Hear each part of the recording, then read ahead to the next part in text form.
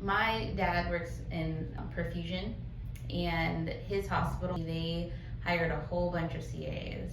And he was like, hey, have you heard of this profession? Well, we should look into it, because even when I was doing my chemistry degree, like I was pre-med and then decided not to go to med school because I was burnt out from school, and I was like, I just don't think I'd make it through. I don't think it's for me anymore. And even when I was going to med school, the only thing I wanted to do was anesthesia.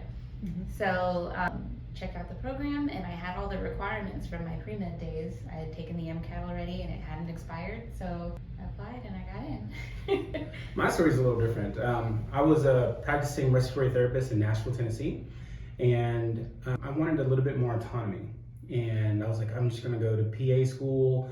So I started researching PAs, started just Googling stuff, and then I saw this little thing that says anesthesiologist assistant, and I was like, is that real? So I went to one of the anesthesiologists I work with, and she was like, no, I've never heard of anesthesiologist assistants, because she's always practiced in Tennessee and we're not licensed in Tennessee. So I was like, oh, this is a fake career. I'm not gonna even get into it. Let me just go ahead and apply to PA school. And so I kept doing it, and about a year later, as I was getting accepted into PA school, anesthesiologist assistant came back up. And I was like, let me just ask one more person. And I asked another anesthesiologist who used to work in Texas. And she was like, oh yeah, I love AAs. You should definitely be an AA.